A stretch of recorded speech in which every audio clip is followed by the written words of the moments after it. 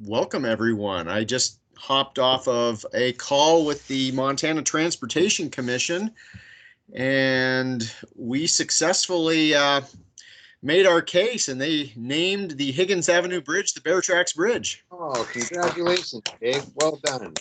That's awesome. Thank you. Excellent. Yeah. No, it was a great meeting. Commissioner or Chairwoman Shelley Fayant from the tribe spoke. Thompson Smith gave a great and pretty moving presentation. A lot of testimony. Senator Diane Sands testified in support. Councilwoman Myrta Becerra was there. No, it was good. So now we roll into how to celebrate this and maybe figure out a dedication ceremony and all that goes with that. Dave, are they going to do some tracks in concrete? Probably not in concrete. We're thinking about some other way to emboss it on the bridge. That apparently the sidewalks are these preformed sort of pieces that get laid in place. So there won't be an opportunity, I don't think, to actually put anything in wet concrete. But we're looking at a workaround. Great. Yeah. And all right. Yes, and the explanation and the dedications and what am I trying to say? There will be signage. And signage, so we understand what the name means. Yeah. Yes, it is not just in reference to a large megafauna here in the Northern Rockies, but it is also the family name of a culturally significant family and an important family for its role not only in tribal culture but also in the forced relocation of the Salish Bitterroot people in 1891. Are there, Dave, do you know if there's any photographs of that walk? Mm-hmm. There are some. Thompson in his presentation just showed one photograph of a group fording the Clark Fork River. There's not many, but there are some. Oh. Okay, well, is there any other public comment on items not on today's agenda? We had a great meeting with the tax appraisal board. Yeah, my gosh, I've learned so much. Yeah. And we have some cleanup to do there. In the bylaws or I wish there's only bylaws. No, just we'll get to it later. Okay, excellent. It's the employment structure. Okay. I look forward to that conversation. Yeah, it was a great meeting and super talented, important folks. A whole community of people that form that board that we're very proud of their work. Yeah, we're lucky. Yeah, we are really lucky. They're on it. Yeah, it's a lot of work they do. Well, very good. Well, let's move into our action items. Our first item today is a request to authorize the chair to sign an MOU between Missoula County and MHP. Adrian.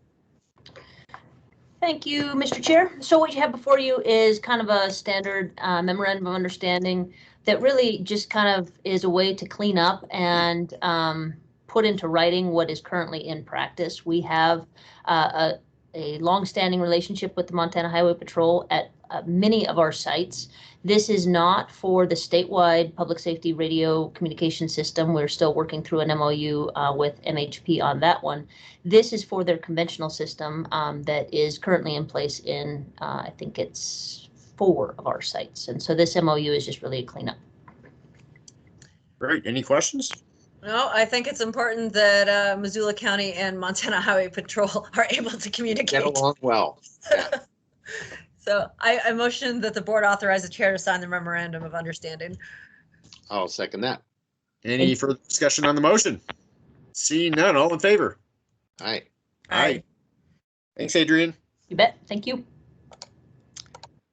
Oh, Deb Bell, you've got a whole bunch of stuff here. Our first item, well, why don't you just take them sequentially? I won't introduce them for you. You got it. Sorry, yeah, when it rains, it pours in our SAD world. First up, we have task order number 2 with this is with Newfields, and they in our change of use application with the NRC for Lolo RSID 901, and we met with DNRC, and they spelled out for us what actual application forms are going to be necessary to do that change of use for our water rights for that district. And so this is just bringing Newfields on board to actually prepare those documents and walk us through. Any questions on that? Great. Nope. Are you going, Josh? No, I'm good. I'm good. Oh, I meant Well, I thought you meant too. Yeah, I thought we were going to do all of them at once, but we're going to do them Sure, one. why not? If they're not controversial here, go ahead, Deb. Just dive into the next two. You got it. All right. Yeah, I wasn't sure either. Okay. Big long pause. So the next one is task order number 2, and this one is for the wastewater preliminary engineering report, again for Lolo RSID 901. Last month, you saw the water system report, which gave us a good snapshot of how the system is functioning, and also the suggestions we need to do in order to, maintain the level of service for the growth that's projected.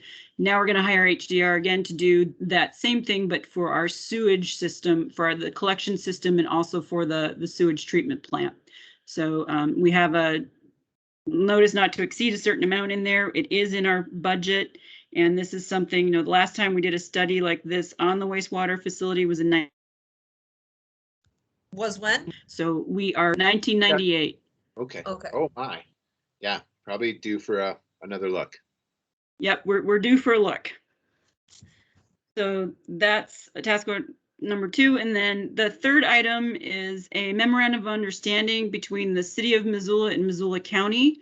They would like the city of Missoula, the wastewater treatment plant, would like to put a 6-foot antenna, as well as install a 2-foot by 2-foot enclosure on the telephone pole that's out there up at Sunset West, which is west of the Y up on Fred Lane.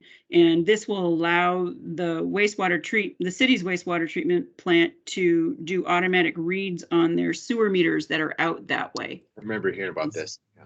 Yep. So this is just a memorandum of understanding between the city and the county to allow them to install that equipment. Great. Well, Any questions on items 2 through 4? Nope. Okay. I would move we approve items 2 through 4. Second. Hey, any further discussion on this? Seeing none, all in favor? Aye. Thanks, Deb. Thanks, Deb. Deb. Keep up the good work. Thank you. Thank you very much. Okay, and so concludes our action items. Correspondence. We have 2 pieces of correspondence, one regarding the Burlington Northern proposed cleanup, and also a letter regarding Missoula Airport workers. So on the first letter, I just wanted to toss out. I brought this to the attention of Missoula Organization of Realtors, and they too wrote a letter. Yes, they wrote a very good letter. They did. Yes. Yeah, appreciative of that. And this is pushing back a little bit on what I would call a fairly anemic cleanup plan that does not clean up the site to residential standards, which if we truly want to realize the vision in the Missoula Downtown Master Plan, that's what needs to happen. Absolutely. This is right in the heart of a very residential area. It should be cleaned up to residential standards. And is this just kind of like the process, how this goes? Like, in the end, it was known that this will be cleaned up to residential standards anyways, and we just have to kind of go through this process. I think the first part of what you said is totally accurate. This is the process. The second part, that it's sort of a foregone conclusion and we go through these steps. I think my sense is that the railroads are tremendously powerful, and there's there's no certainty at all that this will be done right. Yeah, barring our involvement or other folks' vocal advocacy for a more stringent cleanup, chances are it would not happen. And I think that same thing could have been said for White Pine Sash over on the north side. Had there not been the pushback and vocal advocacy for more complete cleanup there, I doubt that it would have happened. Even though these areas have been, the focus has been residential development. This is where residential development is going to go. So, well, it makes no difference to the folks who are. The current property owner would, and any of the potentially responsible parties for cleaning up they could care less, I think, about what the vision of the community is. They're going to want to do the minimum to satisfy their legal responsibilities. So that's what I was getting at. Tell it how it is, Dave. One could imagine an economic scenario where it would be to their advantage to clean this up thoroughly and then sell it as residential property, which, as we know in Missoula, is like $10,000 a cubic inch, so something, square inch, right? So it's they'll get their money back if they do it right. Yeah, I would agree. Okay, our second letter pertains to the situation that many folks have probably read about or heard about out at the airport, where a subcontractor, I believe it is, of, well, let me pull up the letter here.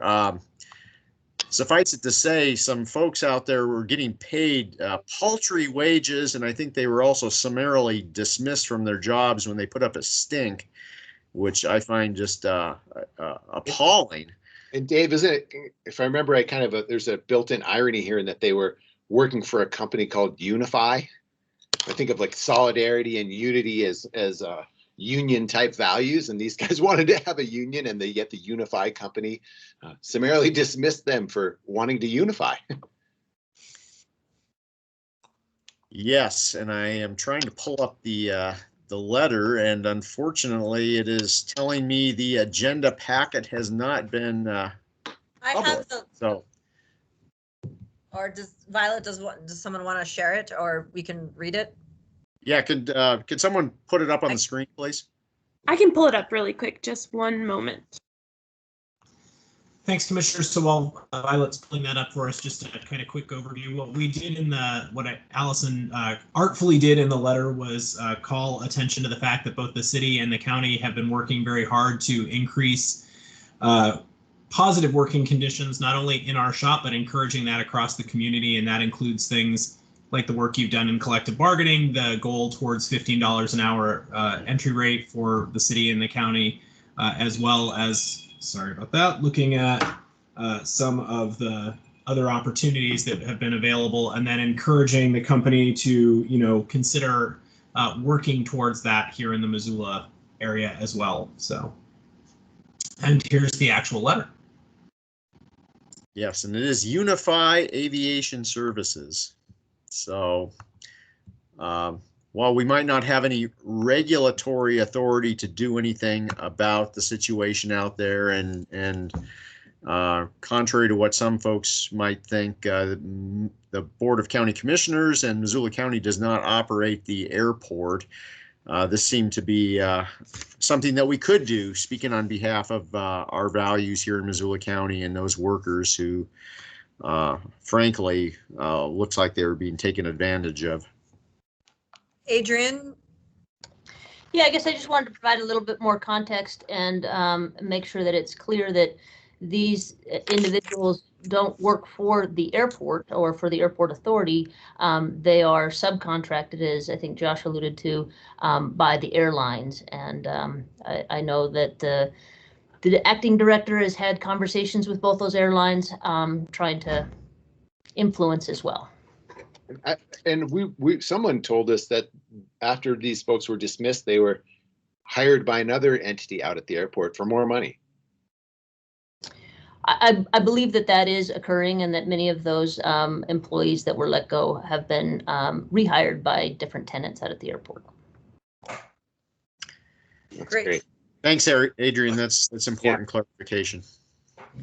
Yep, and these are folks who handle, baggage, clean the airplanes and above and below. Is that Yeah, if I correct? remember right, it was for like less than $10 an hour. Yeah.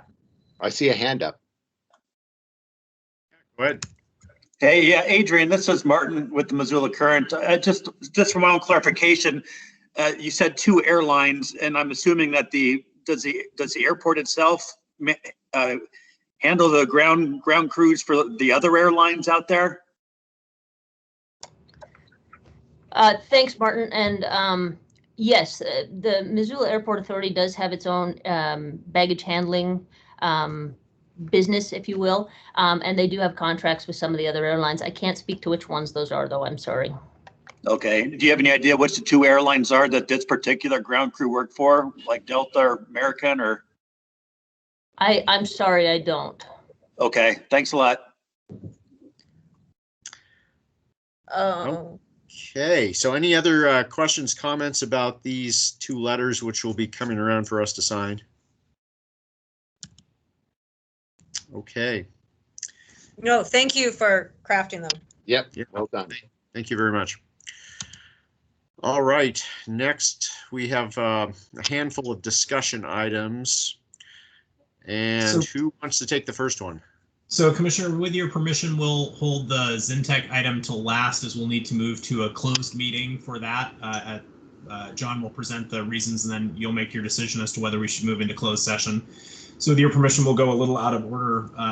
Adrian, did you want to touch on anything related to COVID or vaccination before we do legislation, since I know your time is precious during this time? So there's a lot more white space on my calendar these days, but yeah, so I think as the commission knows, we have kind of transitioned the vaccine coordination team that was kind of up and operational for the last 90 plus days. We have a small contingent that is continuing to work within our office just to make sure that there's no loose ends and that the coordination can occur as appropriate and necessary to continue vaccination efforts in Missoula County. But we're sitting really good. Missoula County is one of the leaders in the state as far as the number of folks that we've been able to vaccinate with either a full vaccination series or just getting started in that series with 1 shot.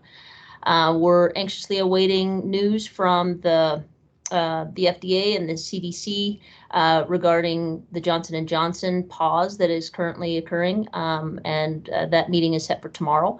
PHC is planning to move forward with Johnson & Johnson if they do get the green light from the federal government to do so, and they have a pretty good supply that they have some plans to do some clinics with that.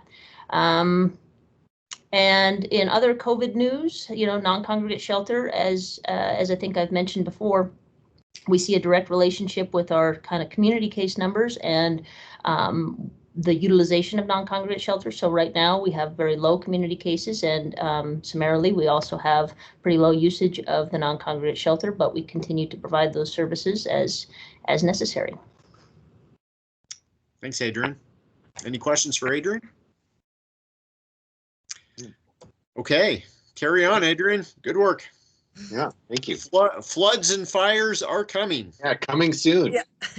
I should just take the opportunity to mention that, and that we are having kind of our pre-flood season briefing and planning meeting next week with all of the agencies, stakeholders, and cooperators that typically play a role in that. So right now we are expecting a average to potentially below average flood season, but even in those conditions, we do see pretty negative impacts in the Tower and Kerwald area. And so we're working with Public Works and our law enforcement and other public safety agencies to kind of make sure we all know what the plans are and that we can respond appropriately.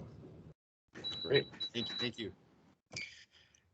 Okay, now our favorite topic this time of year, the legislature.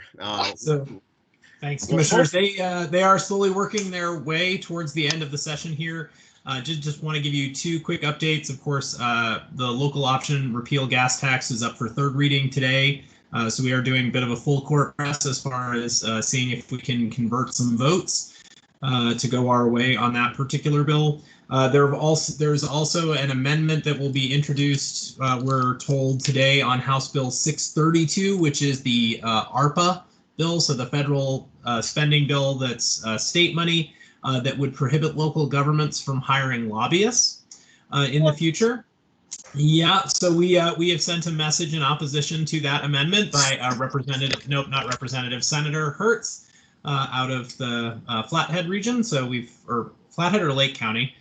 So we've sent a message on that as well, and of course Senate Bill 257, which is the carbon tax. Oh yeah, Chris, before you go on, what does that mean? No lobbyists? We cannot hire lobbyists to lobby one way or the other related to ARPA, or that we cannot hire lobbyists at all as local government? Would not be able to hire lobbyists to lobby in Helena at all. Chris, has Mako spoken up, or are they still being good little children and going? Mako is speaking up on that bill, as are lots of others. I don't know what likelihood that amendment has of passing. We shall see. Does it have a chance? This is 2021. I don't know. Yes. 2021. It's 2021. Normally I would say no, it does not, but it's 2021 and I don't know. It looks like we'll be taking a lot more trips to Helena in the future, apparently. Well, and I mean, like, its intended purpose and its consequence may not be the same thing, because I mean, that's when you get into, talking about, well, then do we need to hire somebody who's just specifically a government relations person and having them in essence be that? Because the fact is, none of the three of you have the time to camp out in Helena 6 days a week, which is how often they're in session during legislative session. So, given the amount of bills, the legislators don't have enough time to read them all carefully. And it's my understanding they actually depend on good relationships with lobbyists for being informed on the information contained in those bills. Yeah, that is entirely true. So then the last bill, you talked about this on Tuesday, is Senate Bill 257. That's the carbon tax. So we're working on a veto letter for that bill that will get drafted and sent off. So those three. No truth to the rumor of removal of weekends for counties that have COVID restrictions greater than the governor's. Not that I've seen yet, but there's still a few days left. Okay. So, any further questions or comments related to legislation? Chris, will there be attempts at amendments to the gas tax bill? So on third reading, they cannot offer amendments. It's a straight up or down vote. So and the amendments got quashed on the second reading? They did. Right. Okay. But I will say that we did have some good speakers to them. So good. Yeah. And I heard we had some Democrats from the Butte and Anaconda area who have pledged their allegiance to the petroleum industry. Well, hopefully those votes will change today. We'll see. All right. Yeah, we have one who apparently will change his vote today. So good. Yeah, and so that will come up for a floor session this afternoon. It's on third reading today, so it's just a straight up or down vote today. So, yeah. Okay. Well, I guess we will stand by, poised to contact the governor as needed. Yeah, and so commissioners, with that, I think it's John or Anna who will speak to you about whether or not you might want to move to closed session. I did send you all a link that should be in your email to join the closed sessions should you decide to move to a closed session. Okay, Anna or John? Hey, good morning, commissioners. So Erica and Anna and I are here to talk to you about a lawsuit that's been pending in district court here in Missoula County. The plaintiff is Richard Zientek, and Mr. Zientek fell from the steps leading out of the west entrance exit of the commercial building at the fairgrounds in December of 2017. And there has been a settlement conference last fall. Commissioner Strohmeyer attended that settlement conference. We were unable to settle the case at that time, but there recently have been some more work done and some more settlement discussions. And I want to talk to you about whether or not it's appropriate to accept some of the, or accept the settlement offer that's been proposed. And so that will involve a discussion of the strategies, the strengths and weaknesses of this lawsuit. And for that reason, I would recommend that the commission make a motion to close this portion of the meeting for that discussion. Okay, I make that that motion to close the meeting. Josh? I'll second that. Okay, any further discussion on closing the meeting for litigation strategy? Seeing none, all in favor? Aye. Aye. Okay, so I guess we will adjourn this meeting and hop onto the other link for the closed meeting. Is that correct? That's correct. Okay. Any other business before we hop off here today? Chris, did you just send us this link or a while ago? I'm wondering how to dig. I just sent it to you. It should be showing up as an appointment. So, yeah. Okay, thank you. You bet. Okay. Thanks, everyone. Thanks, everyone. We'll adjourn.